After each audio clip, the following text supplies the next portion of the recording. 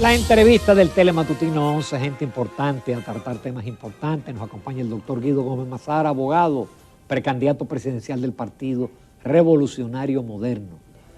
Guido, como yo decía, a mí me gusta comenzar la semana contigo. Gracias, porque tú sacudes las conciencias. El ambiente lo calienta. Buenos días, Guido. Buenos días, es un placer estar aquí. Y hay muchos temas contigo, Guido. Sí. Yo quisiera comenzar con uno suave, porque vi en las redes que tú protestaste con el tema de la Junta Central Electoral, de que no habrá primarias en el exterior. Estoy de acuerdo contigo. Muy bueno cuando mandan los dólares, pero para darle cosas y darle participación, para eso no. ¿Cómo no? Mira, gracias por la invitación. Los políticos tenemos que aprender a defender valores, independientemente de los componentes coyunturales de la carrera de cualquier, en este caso, aspirante. La República Dominicana se sostiene, entre otros factores, por las remesas. 10.000 millones de dólares el año pasado. Eso es 10% del PIB.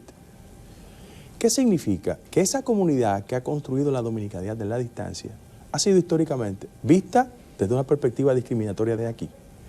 Pero sobre todo la cosa, los políticos tradicionales acuden a ella a recaudar fondos y no hay una retribución a ese esfuerzo. Y el ámbito del ejercicio del derecho al voto es fundamental.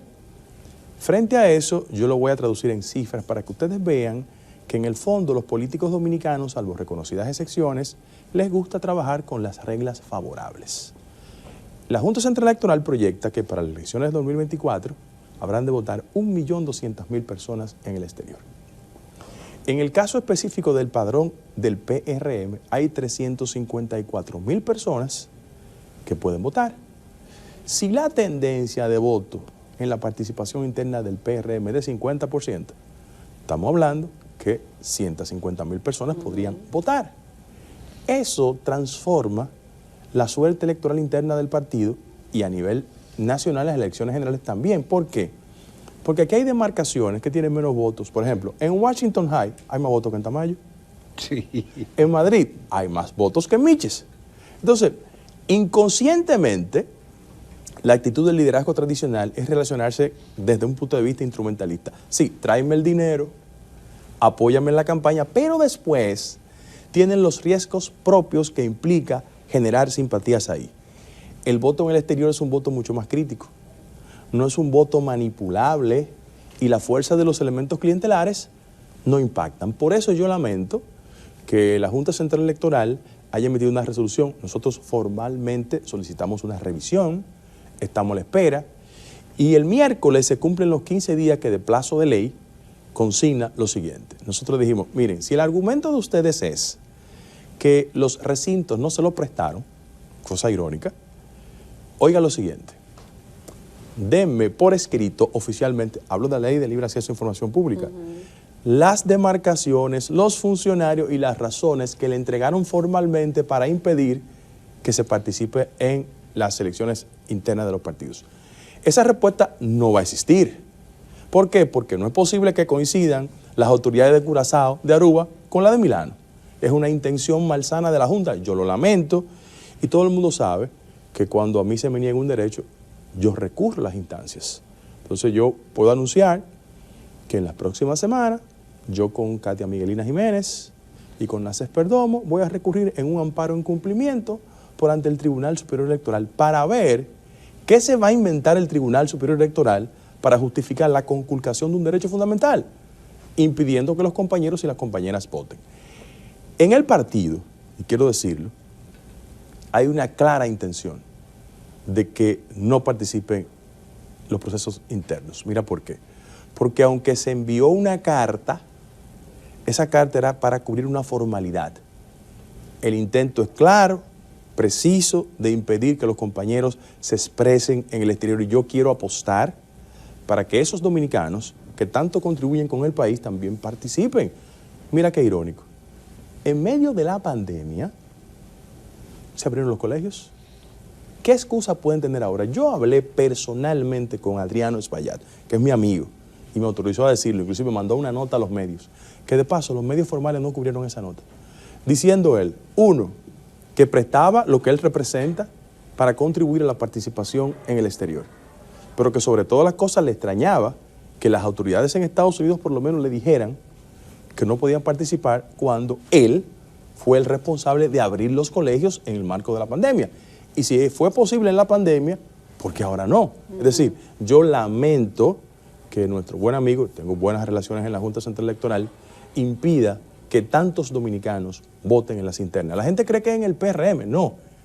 Es en todos los partidos. Lo que pasa es que en el PLD ya eligieron la fórmula de candidato y la Fuerza del Pueblo también. Es decir, el único partido que se va a competir a lo presidencial es en el PRM. Y por eso yo reitero que tengo la esperanza de que la Junta Central Electoral rectifique, porque de lo contrario vamos a ir al Tribunal Superior Electoral. Guido, dice un amigo televidente que el padrón electoral finalmente en el corte de abril del 2024 terminará con 8.400.000 electores. Los 35 partidos reconocidos tienen más miembros que toda la población dominicana, que son 11 millones. Eso es la revelación de cómo los partidos políticos subestiman la inteligencia nacional y constituyen al final de la jornada fuentes de conflicto a la hora de competir. Mira, la semana pasada mi partido, es un acto más próximo a una comedia que a la realidad, admitió que fuerzas externas al partido penetraron en el padrón. Yo lamento que eso haya pasado, pero en ese mismo orden, cuando un partido político no tiene las destrezas técnicas para garantizar el control de lo que empadrona, hay un cuestionamiento indudable. Frente a eso, yo quiero pedirle, y el lunes pasado tuve una reunión con los miembros de la Comisión Organizadora de la Convención, de que cualquier esfuerzo para transparentar el proceso de competencia interna nos garantice que todo el que se haya registrado aparezca en el padrón y que eso no sirva como una excusa o un ardid para impedir que los compañeros y compañeras participen en los procesos. Ayer, por ejemplo, yo estaba en el Tamarindo y cuando iba en el vehículo estaba consultando con algunos compañeros que accedieron a la inscripción por vía de las redes, ¿no? Porque el partido tenía su plataforma ahí y aparecen ya como que no están registrados. Ojalá en el transcurso de estos días la Comisión Organizadora de la Convención defina eso. Pero cada candidato va a tener su padrón, Guido. Sí, sí. Guido, pero a su vez hay hay denuncia de que miembros de otros partidos aparecen en el padrón. Sí, eso lo he visto. No está Danilo Medina. Yo lo he visto. Y yo quiero hacer una conversación con los miembros de la Comisión Organizadora de la Convención para que nadie crea que yo tengo una intención malsana de afectar la perturbación legítima que tienen los compañeros de hacer un padrón creíble. Pero repito, yo siempre he sostenido en este programa y en otros la necesidad de tener funcionarios institucionales. Eso pasa porque en el partido hay una combinación de funcionario público con funcionario institucional. Si tuviésemos un partido que se dedica 24 horas a las cosas del funcionamiento de la organización, otra fuera la historia. Mira. Es decir, que los dirigentes... Son pitcher y catcher. Entonces decir, no puedes... El presidente y la secretaria general, por ejemplo, son funcionarios. Pero, una electa y otro... Pero mira, la Comisión Organizadora de la Convención la coordina mi buen amigo del INE. Y yo le dije, mira, nos reunimos. Le dije, mira, todos ustedes son funcionarios del gobierno. Todos ustedes están con la reelección. Guarden las formas. Porque un árbitro puede ir al play y gustarle cualquier equipo. Para los strikes tiene que llamarlo strike a la bola. Aquí no. Entonces, eso también contribuye a que la ciudadanía descrea del sistema de partidos. Yo aspiro a que este proceso de padrón en el partido, que proyectaron 3 millones de personas, algo insólito, sea lo suficientemente sincerizado para que al final de la jornada vayamos el 1 de octubre a una convención y los compañeros y las compañeras voten. Que de paso, lo digo públicamente, nos comprometimos todos los miembros de la Comisión Organizadora de la Convención el pasado martes, en una reunión privada, de que los miembros de la Comisión Nacional Organizadora de la Convención no iban a participar en actos reeleccionistas. Ayer el compañero Rafael Santos, funcionario del gobierno, miembro de la Comisión Nacional Organizadora de la Convención, no obstante comprometerse con no participar, andaba en una actividad reeleccionista con 3 padres de la patria. ¿Con el presidente? No, los 3 padres de la patria sindical eran Jacobo Ramos, Gabriel del Río y Pepe Abreu. Mira, yo que vengo de una familia con tradición con el movimiento sindical, porque mi abuelo se inició en el este del país con Mauricio Báez. Yo recuerdo a Justino José del Orbe, Julio de Peña Valdés, Barbarín Mojica, Jacinto de los Santos. Esa sí era gente buena. Estos son 3 sinvergüenzas que viven conectados al presupuesto nacional y con todos los candidatos y aspirantes se conectan. Si esas son las características del proceso de repostulación del presidente, qué pena que eso pase, porque yo sí apuesto que esta sociedad impulse lo mejor, porque esa etapa de carapulización del sindicalismo dominicano es lo que revela que los últimos aspirantes presidenciales en este país, desde el poder a todos lo han endosado. Y también me apena que Luis Miguel de Camps esté ahí. Yo le tengo mucho respeto a Luis Miguel, es una buena persona. Y los hijos no tienen por qué ser traspatio mental de sus padres. Pero me gustó ese término. Sí, pero yo lo único que le recuerdo a Luis Miguel, que su padre, Atuey de Camps, fue una persona consistente hasta el último momento de su existencia y rompió con su partido por el tema de la reelección. Y el fundamento del partido de Luis Miguel es el antireeleccionismo. Así es. Que uno tiene que cuidar la memoria de los suyos. Guido, vamos a una breve pausa. Estamos bien a tiempo y si nos quedan muchos temas de interés con Guido Gómez Mazara.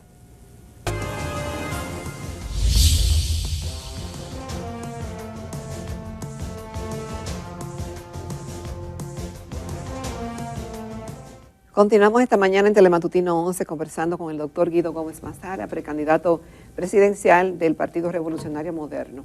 Guido, cuando se habla del PRM, no sé, se da casi por un hecho como que Luis Abinader y que las simpatías que la tiene Luis Abinader y que eso como casi lo forza a él tomar una decisión de reelegirse en la posición. Internamente, ¿está el PRM tan saludable, tan armonioso como se pinta ante la opinión pública? ¿O Mira, hay adentro, no es todo que está sobre Abinader, si hay espacio para en primer lugar, hay un grupo de compañeros que estamos haciendo propuestas en términos de construir un proyecto presidencial y todo el mundo sabe que yo soy parte de eso. ¿En qué dirección? Es una dirección diferenciadora y rectificadora. Yo he dicho, y lo repito aquí, que no es cambiar de caballo, yo busco un jinete nuevo.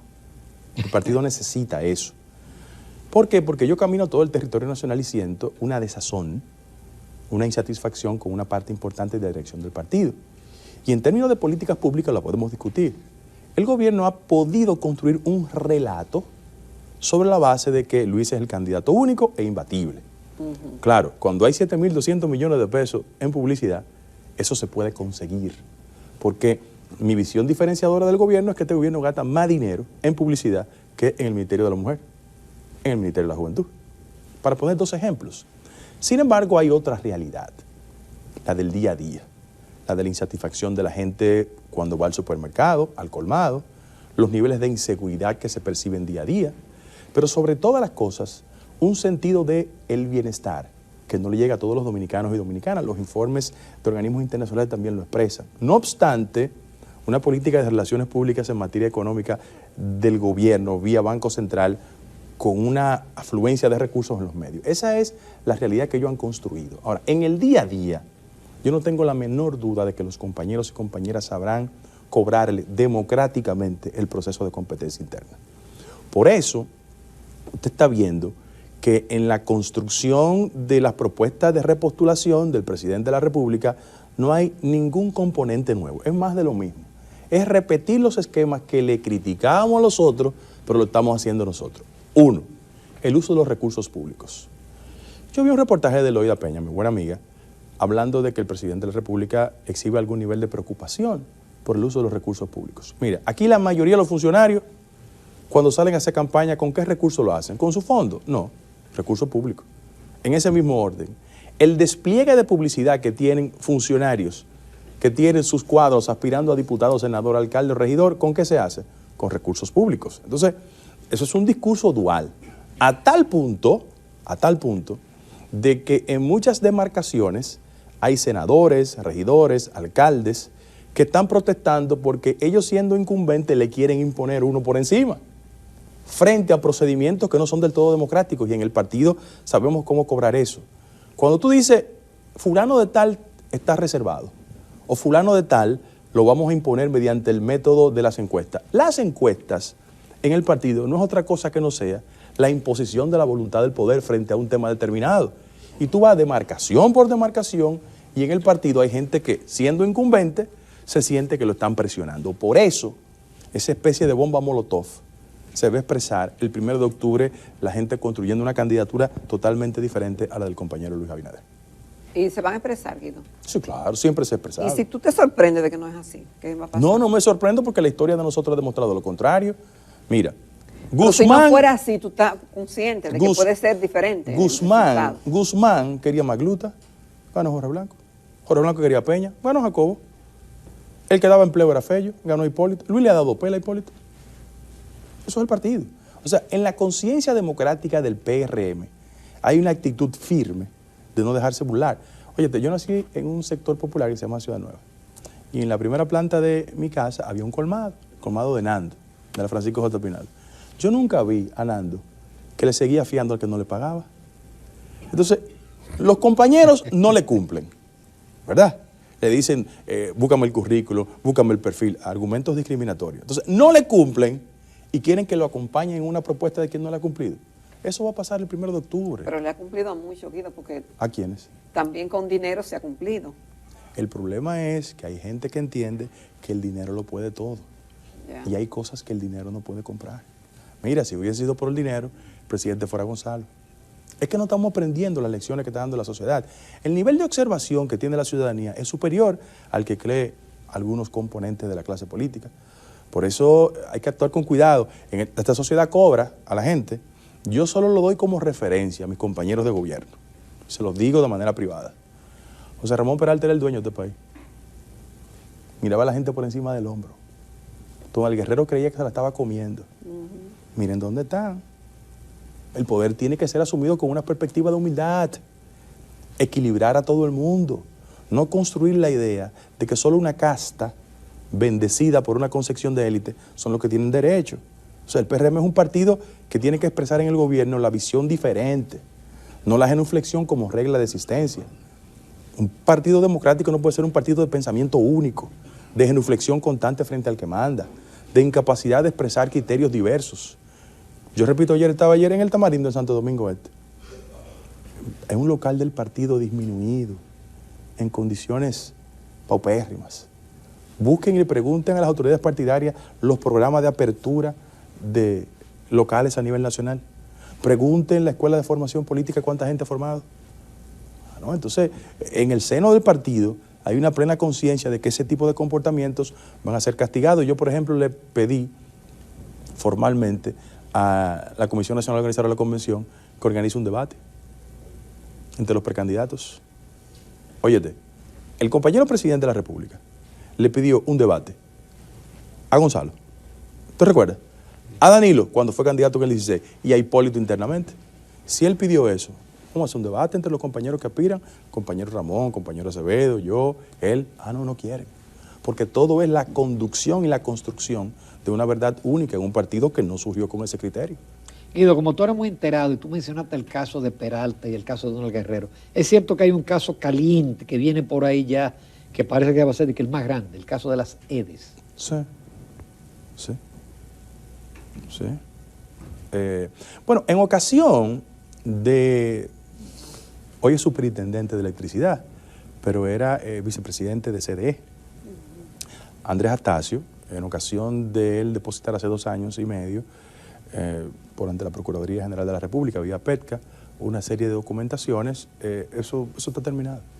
Eso yo creo que no ha ido con la velocidad que uno esperaba porque hay un tema en Procuraduría de una red de falsificación de antecedentes penales, cosa que a uno le alarma porque la iglesia en manos de Lutero había toda una estructura ahí que te borraba antecedentes, una locura. Pero ese expediente está hecho, literalmente hecho.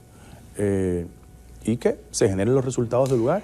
Y Guido, el tema de la confianza es muy importante. Y tú hablabas de que el partido no necesita cambiar de caballo, sino de jinete. Sí. ¿Qué haría el jinete, Guido Gómez, en medio de un mundo de incertidumbres?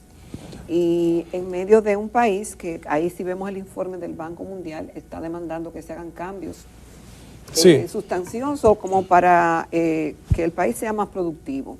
Y realmente, en medio de tanta inestabilidad internacional, generaría mucho más confianza al gobierno y al país que fuéramos más autosuficientes, más productivos y que estuviéramos en una mejor redistribución de los ingresos. Mira, el gran problema de la economía dominicana es una economía que está concentrando en pocas manos las riquezas. Hace 25 años el modelo de crecimiento... Ese ha sido el patrón de los sí, gobiernos. pero por eso hay que romper ese patrón, porque lo que ha hecho es profundizar el nivel de inequidad social. Hace 25 años, 10% de los más ricos concentraban el 34% del PIB. Hoy, 10% de los más ricos concentran el 55%. Entonces, el modelo económico dominicano es un modelo que exhibe fortalezas cuando ha profundizado los niveles de pobreza.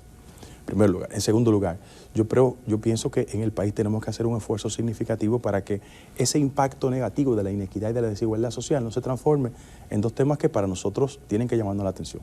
Primero, tema migratorio. Eso es un tema que hay que asumirlo con más responsabilidad. No con un discurso público en intención de ser simpático a algunos sectores, pero en el orden práctico no es así. No hay Ejemplos. coherencia. Yo en el próximo programa voy a traerte el contrato del muro fronterizo, los intereses que están ahí, lo que se han cocinado y un sinnúmero de cosas, para que tú veas que una cosa es la propaganda y otra es la realidad. Pero, por ejemplo...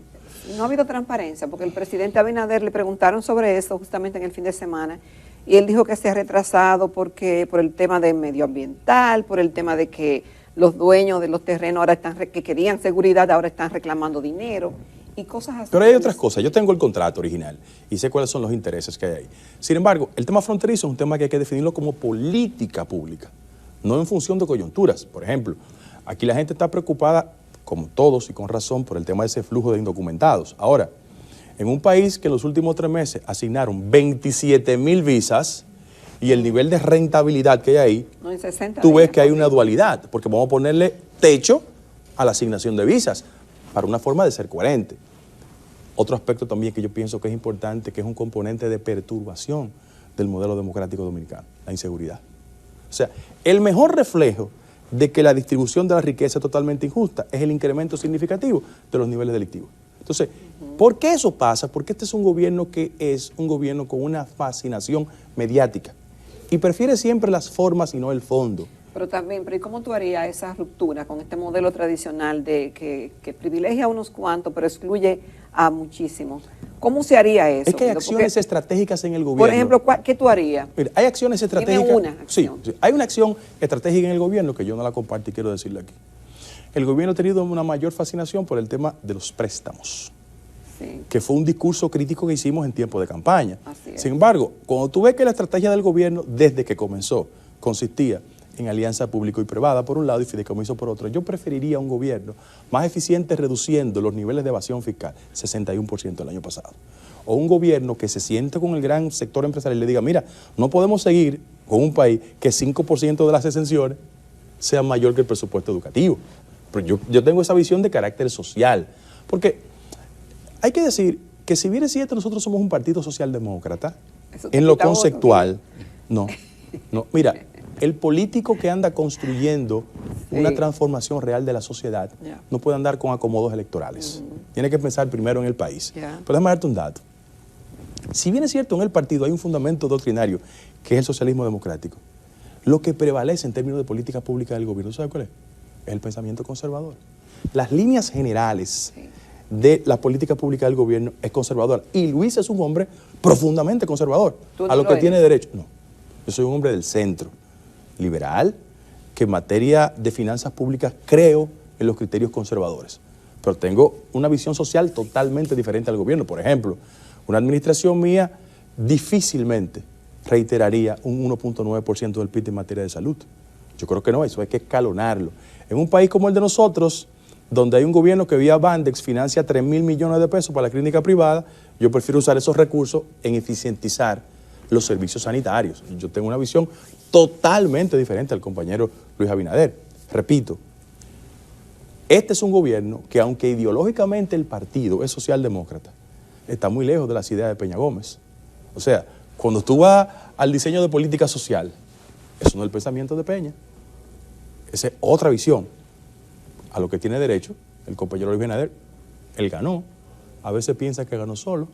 Hubo un grupo de personas que hicimos un esfuerzo humilde para contribuir con la victoria, pero es evidente que el partido tiene que volver a su raíz, a su origen y a las razones que motivaron que tanta gente votó a favor de nosotros. ¿Es un gobierno muy a favor del empresariado? No, pero este es un gobierno que es evidente, que ha contribuido con dos componentes extraños, impensables hace 15 o 20 años. Los líderes tradicionales iban al sector empresarial y recibían ayuda, muy bien. Pero sus políticas fundamentales, aunque consultaban con ese sector, no colocaban ni permitían que ese sector tuviese piezas fundamentales diseñando políticas públicas. Sí. Si tú haces un mapeo del gobierno, tú tienes que llegar a la conclusión de que en el gobierno hay gente que es más leal al grupo empresarial que al interés del país. Y eso no es bueno. Cierra los ojos y piensa en algunos funcionarios. Sí. Entonces, cada uno responde a un grupo. Pero eso no puede ser. El grupo hay que responder al grupo del país. Porque la prioridad de una sociedad tiene que ser el diseño de políticas públicas a favor de todos los sectores. Ojo, una persona con una visión de carácter social como la mía genera mayor nivel de rentabilidad para las actividades económicas, porque es que yo no soy antisector privado. Yo lo que creo es que el sector privado necesita políticos que sean árbitros de los intereses. Porque aquí hay grupos económicos que, como contribuyeron demasiado a la campaña, se sienten en la capacidad de colocar sus ministros y que las políticas públicas que emanen del gobierno solo les sean favorables a ellos. No, hay que gobernar para todos. Que le hace competencia desleal totalmente, a otros grupos económicos. Totalmente, no, pero totalmente. al fin y al cabo saldrían beneficiados, porque donde hay más capacidad de consumo, eso beneficia al empresariado. No, pero lo que más beneficia a las actividades empresariales es tener en puestos públicos a árbitros del proceso. A gente que no ponga la direccional para ningún sector. Este país necesita eso. Guido Gómez Mazara, como siempre, agradecido de tu participación y de tantas verdades que duelen. Inviten a los 3 monjes del sindicalismo. A veces los hemos traído. A ver, invítenlo a ver si el discurso oficial encaja. Que el poder sirve también para exhibir la naturaleza de mucha gente. Definitivamente. Guido, muy agradecido. Ustedes. Gracias. Nos vamos a comerciales. Retornamos en unos minutos a la recta final del Telematutino 11.